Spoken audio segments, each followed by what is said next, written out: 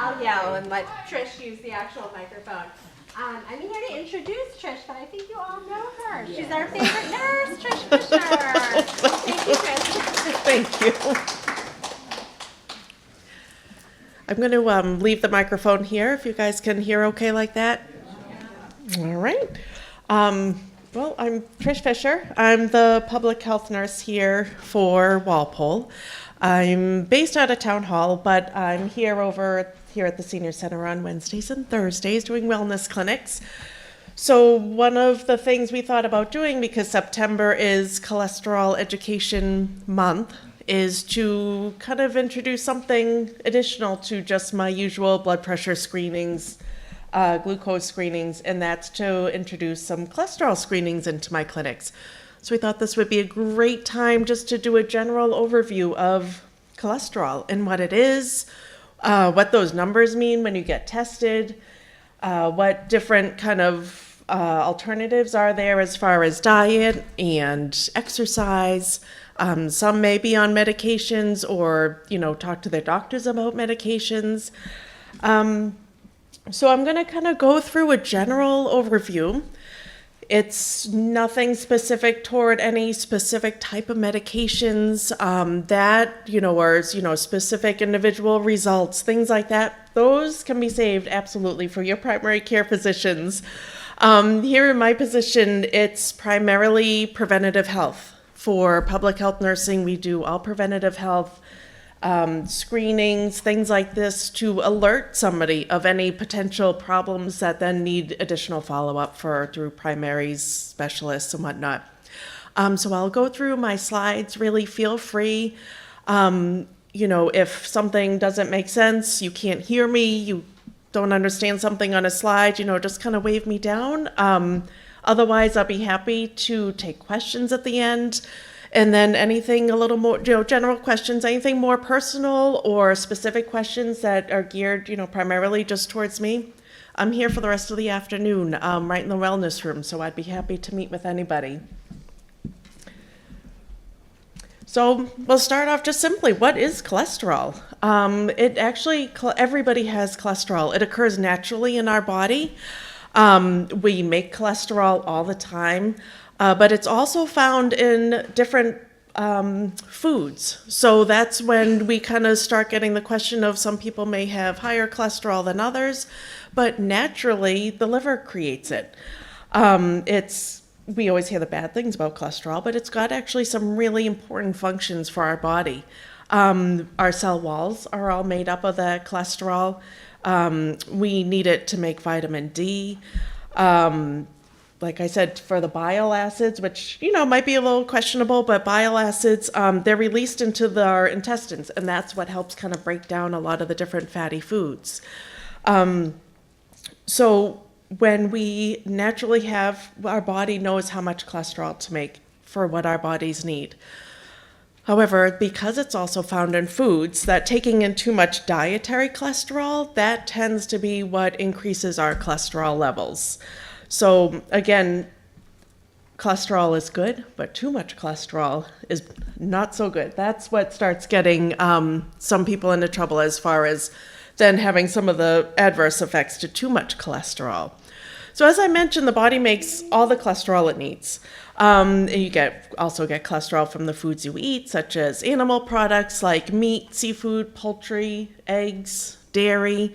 Some research has shown that cholesterol in food has a kind of a neutral relationship with blood cholesterol levels, meaning that people who aren't naturally at high risk for cholesterol, there's no hereditary lineage there of, high cholesterol in your family, things like that, your body will naturally balance the cholesterol taken in with the cholesterol it's creating, flushes out what it doesn't need, and it just keeps that constant balance.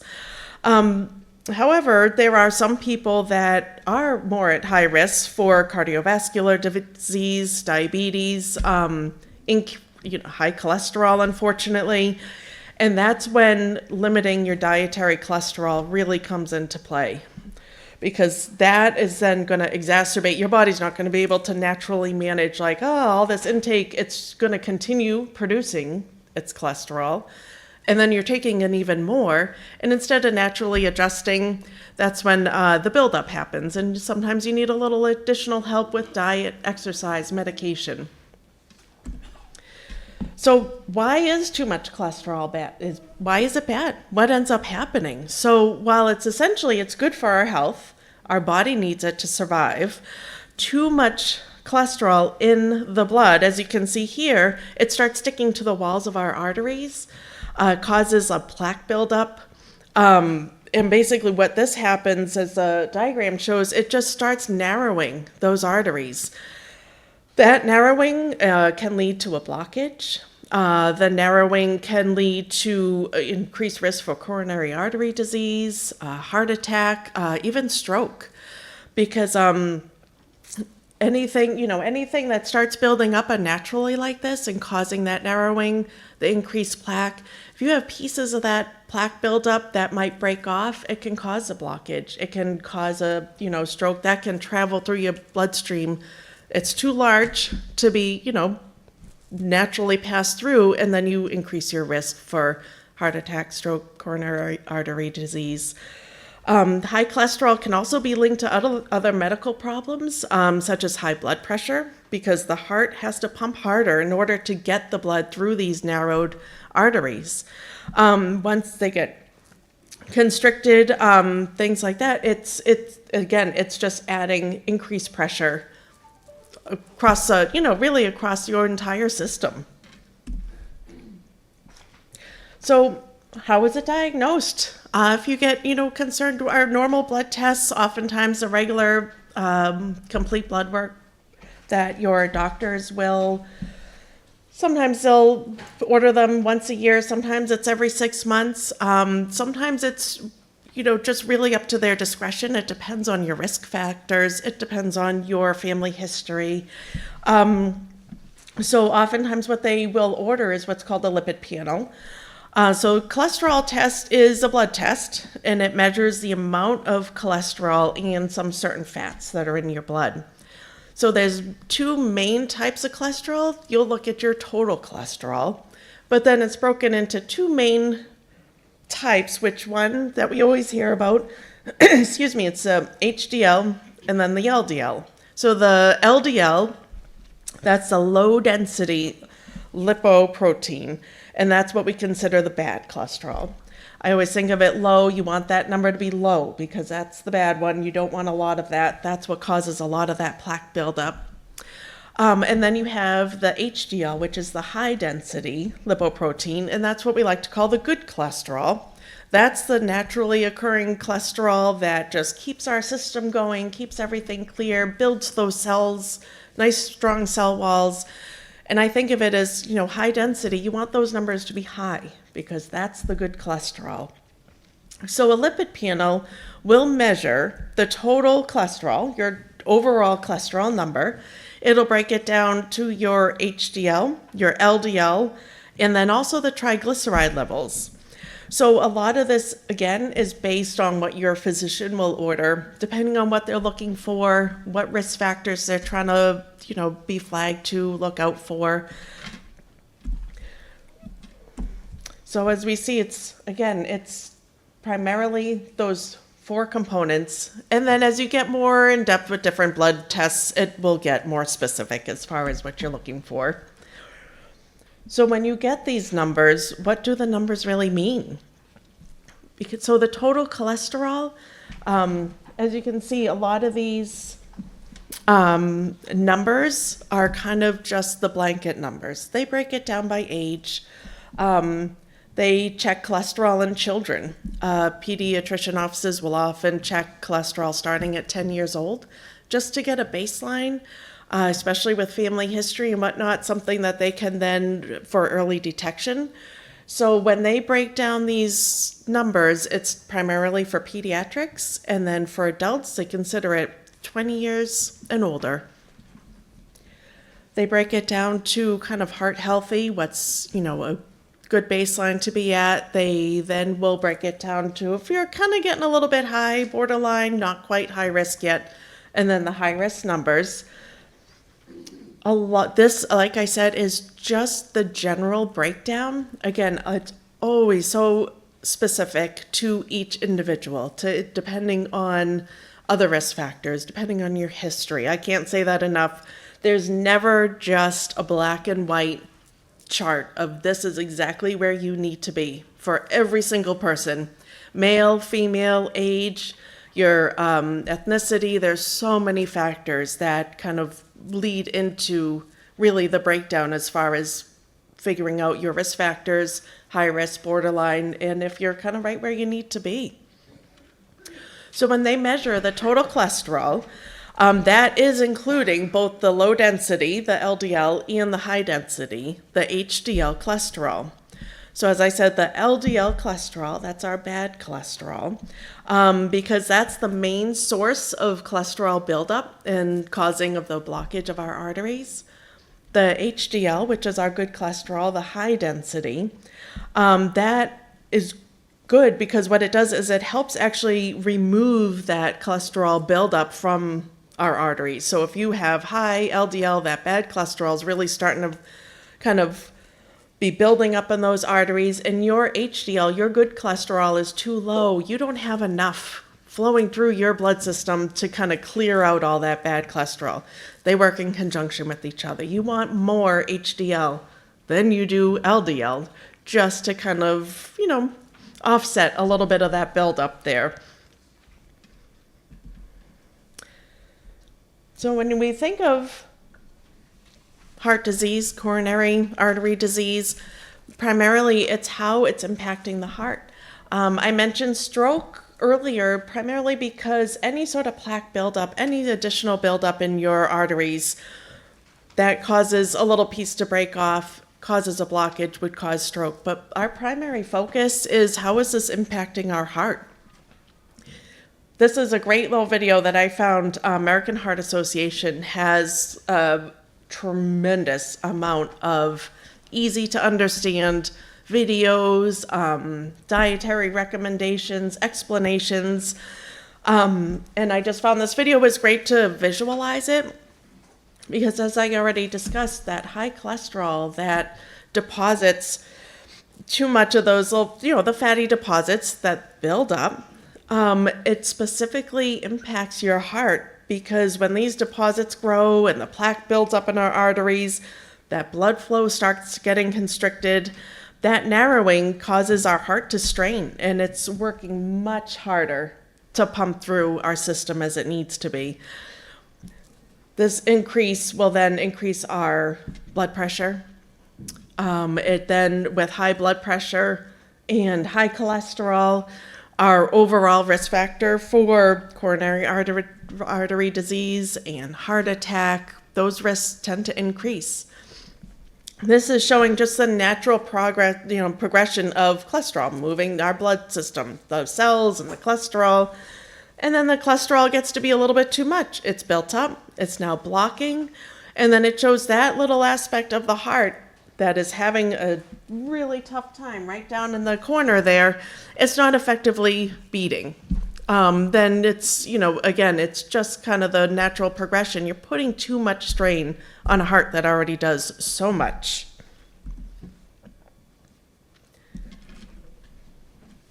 We hear this for almost everything we talk about with blood pressure, keeping your blood pressure down, reducing your sodium intake, but there's so many factors that can impact it. As I said, I like to start even with these ones on the bottom, the ones that you really can't change. You can't change your age.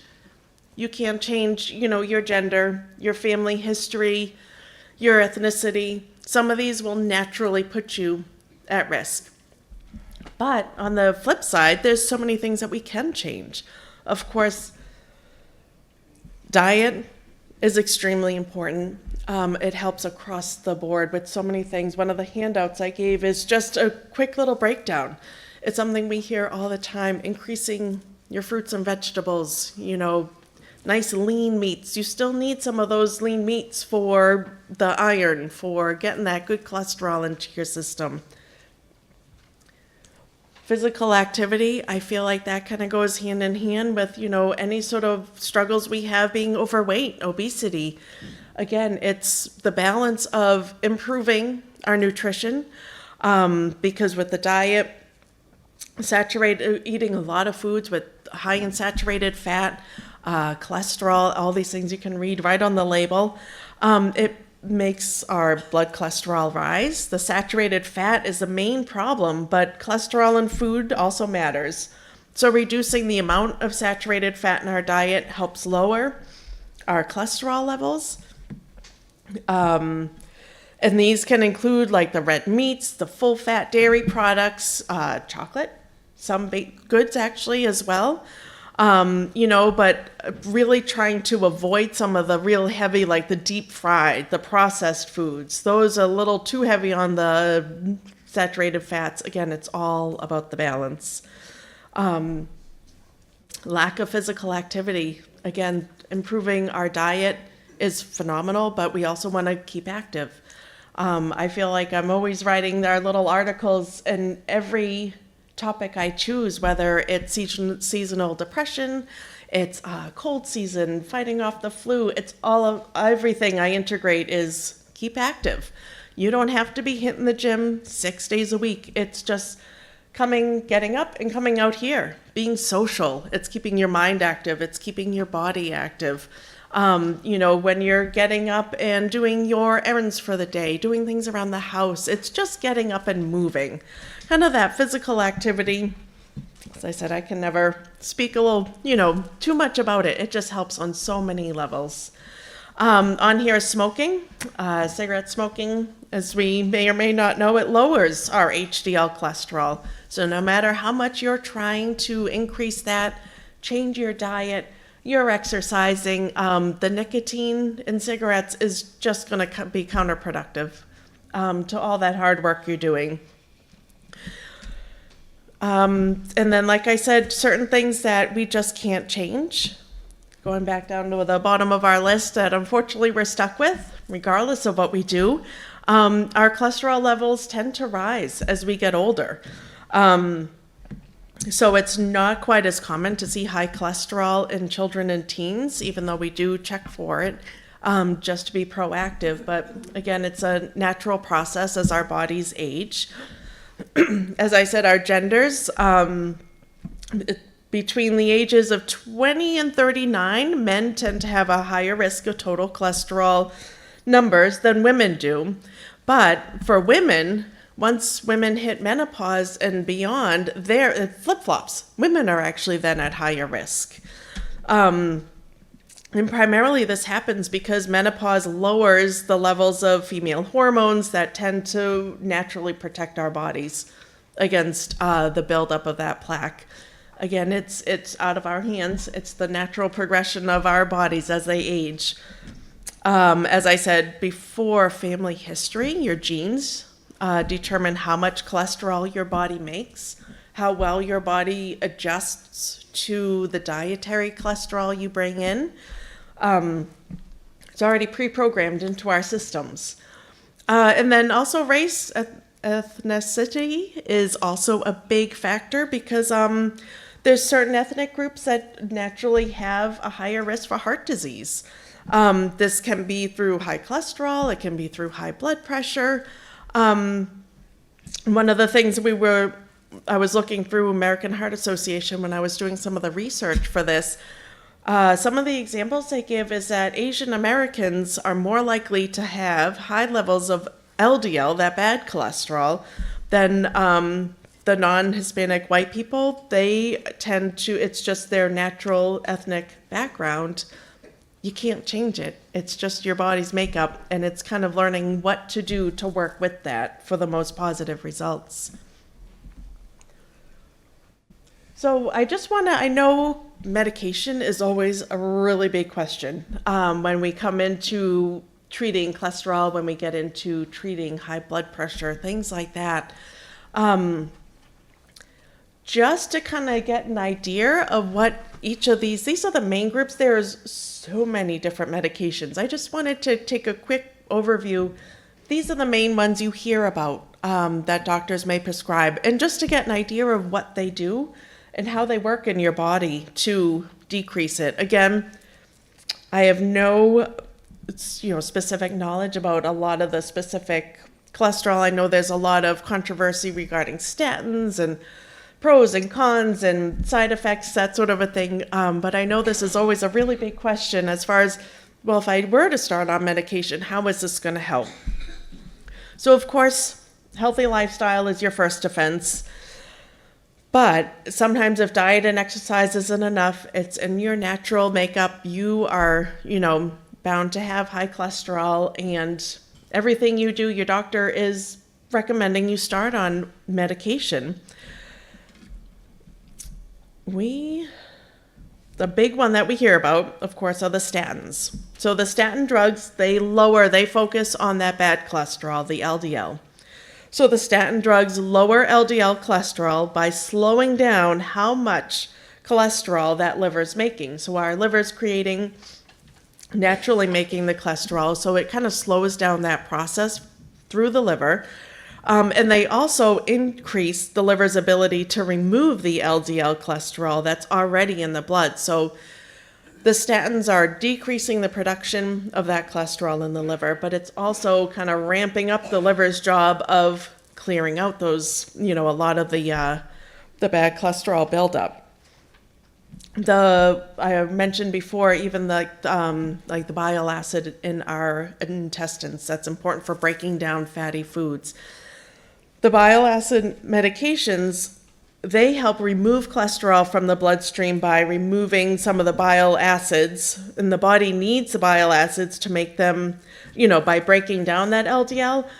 So it helps kind of neutralize a little bit of those bile acids naturally in our body. So adjusting what's needed to try to help kind of break down within the intestine, break down if you do have, one of those nice big fried fatty food platters.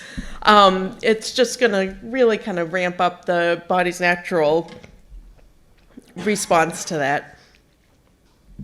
Niacin, that's a B vitamin, and it can improve all the lipoprotein levels. So what it does is it raises the HDL cholesterol levels, and it lowers the LDL cholesterol levels as well as the triglycerides. It's just the way that it's binding to it when we start the niacin medications, because it's a B vitamin. And then the last one, the fibrates, this one primarily focuses on the triglycerides. So that's the one that is, kind of more the fatty aspect of our blood. And so what it does is it lowers the triglycerides by reducing the amount of triglycerides made in our liver when our liver is producing these cholesterol, levels. They increase the removal of the LDL particles, and they increase proteins in the liver, which may contribute to the clearing of too much LDL. So most of the cholesterol medications, as they're purposed for, will lower your cholesterol. Some have different side effects. The effectiveness, again, will kind of vary person to person, but it's so important to still continue on your healthy diet, your healthy, active lifestyle while on these medications, because it's just the whole picture of it is you're doing everything you physically can. Your body's naturally producing it always anyways. Adding medication is just that additional layer that needs to be added in order to kind of help everything work together for the same purpose.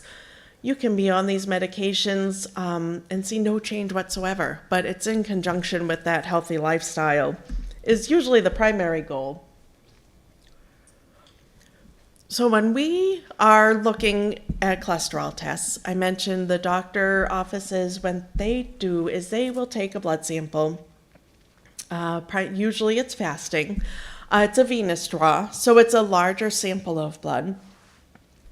So usually people have to fast about 9 to 12 hours, nothing to eat prior to it. The purpose of fasting is to ensure a more accurate reading, because sometimes food will affect the lipid levels depending on what you have.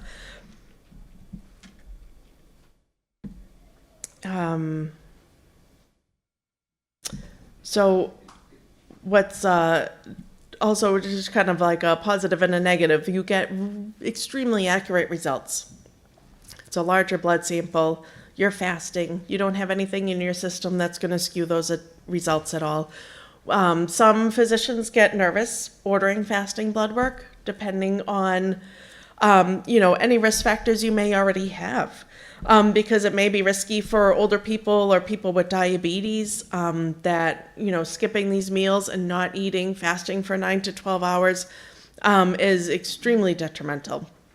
So again, we leave that completely up to your primary care physicians. They know you best. And you should always check with your healthcare provider before fasting for any test. Even at my wellness clinics, I will check random blood glucose levels. And I always have people ask, well, maybe I won't have breakfast before I come in to see you. Oh, I'd definitely rather you eat breakfast before you come in to see me. Because I don't know you well enough to know, can your body handle skipping breakfast, not having your coffee in the morning, not having that big glass of orange juice? Definitely, absolutely not my purpose to cause any more, discomfort than already am by pricking your finger and, checking blood pressures. So I always leave the fasting portion to that for when you are seeing your doctor. Again, but what I was looking up is that some studies have found that fasting and non-fasting cholesterol samples have very similar results. Sometimes it's slightly higher triglyceride levels because that's so easily impacted by the foods you eat, especially day of the test. And some other studies have found that non-fasting samples have a slightly lower level of the total cholesterol, the HDL, the LDL, but the differences aren't really tremendously significant to really skew the results one way or another. So when I do my screenings that I'm able to do here, it's non-fasting. It's a non-fasting cholesterol sample, so it can be taken any time of the day. And what it does, it's a smaller blood sample, so my results are just a little more limited as far as you're not going to get the full lipid panel page of results that you would for your normal blood work. What my machine will do from the finger stick, it will give you the your total cholesterol numbers, that overall number. It will break down your HDL, so you have an idea of what your good cholesterol is.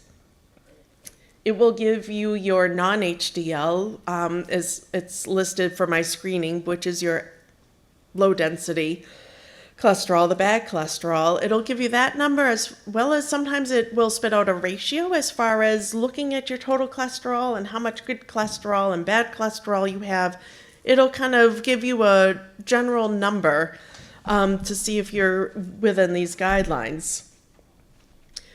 It will also do the blood sugar, and it'll also give us a triglyceride number. So what I really like about this screening is that if you don't routinely get your cholesterol checked, maybe it's been years since you have, maybe you recently got your blood cholesterol checked through your doctor's office and they said, oh, we're going to start changing our diet, increasing exercise. Let's not start medication yet, but let's see how you do. I can do these screenings, 2, 3, 6 months in between. And what it is just to get an idea, are your numbers getting better? Are they getting worse? Are they, I'm doing everything I can, but I'm eating ice cream every single night. It's one of those things that it's just a check-in point, similar to when I do my blood pressure checks.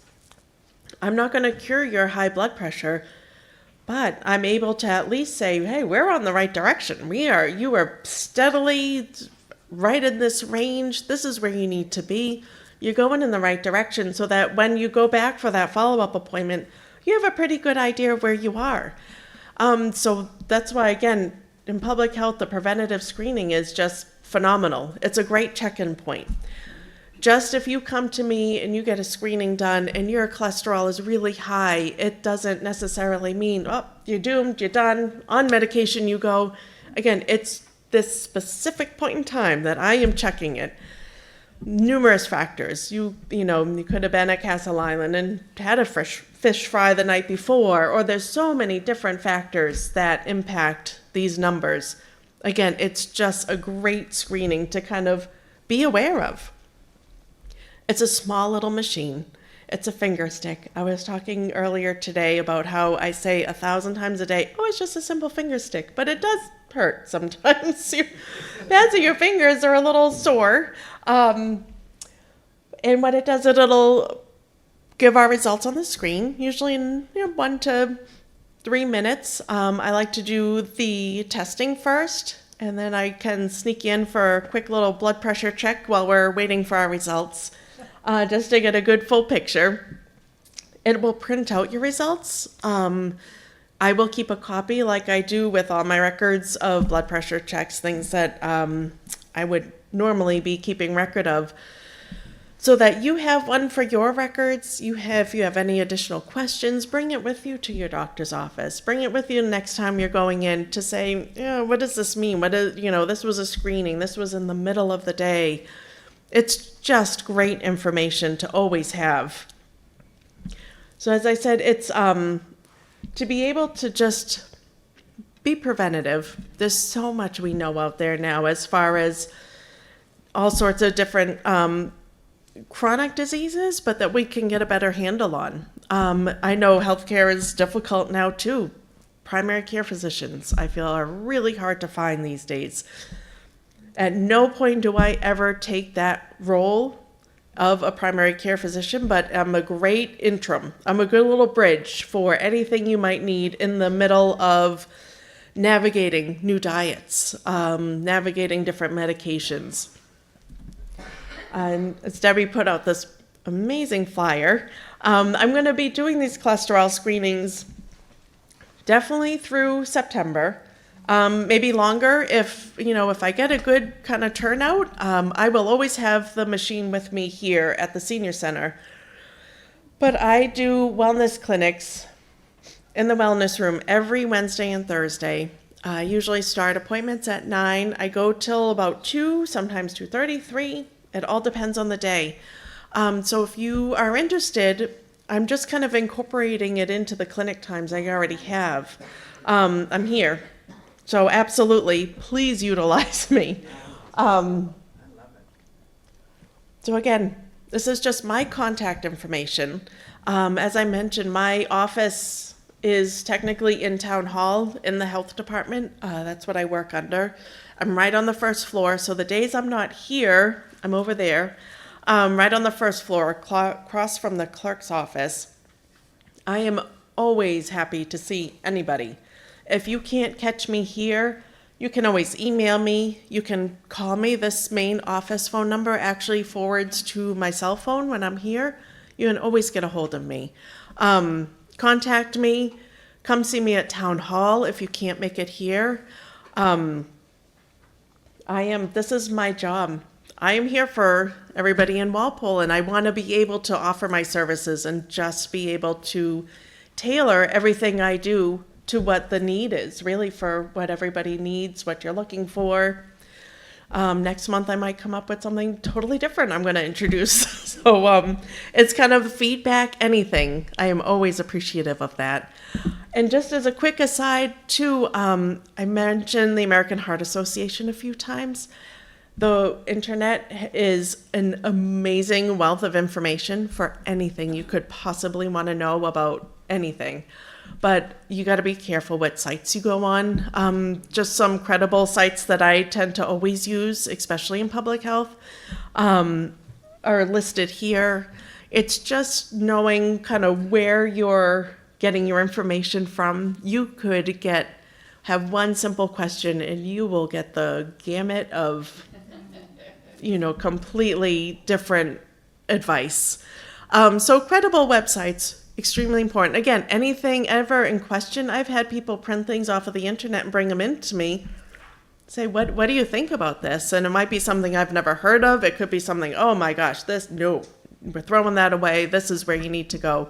So I'm there for any sort of question, resources. If you have a hard time finding things, I can point you in the right direction. I by no means ever have all the answers ever, but I tend to know where I can at least go and start looking. As many times as I've talked about and thought about cholesterol and done this as different aspects of my job, going back just for a presentation like this, just new information that's out there. I'm always looking to kind of learn and expand what I can put out for education purposes, anything. And that is the bulk of my presentation.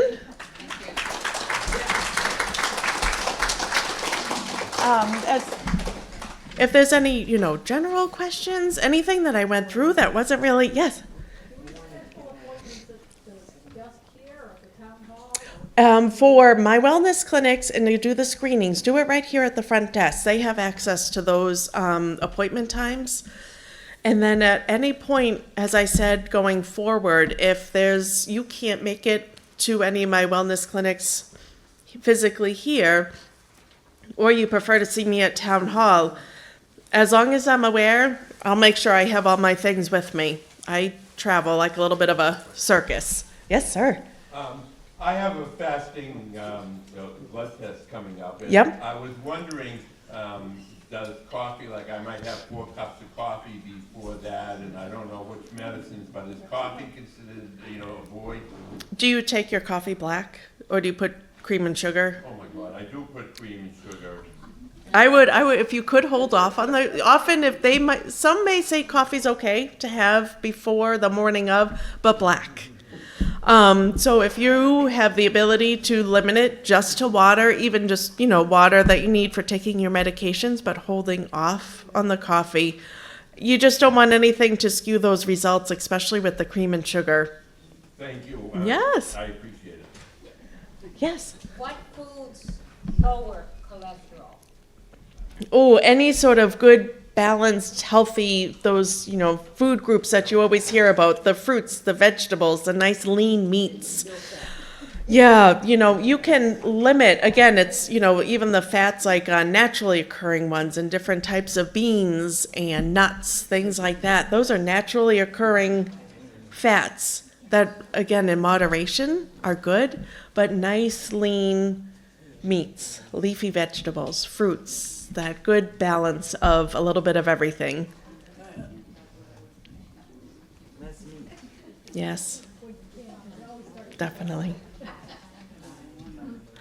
Any other questions or anything I can answer for you? I'm also, like I said, I'll be here for at least another couple of hours. You're more than welcome to come and see me. But thank you so much. I really appreciate the time. Thank you.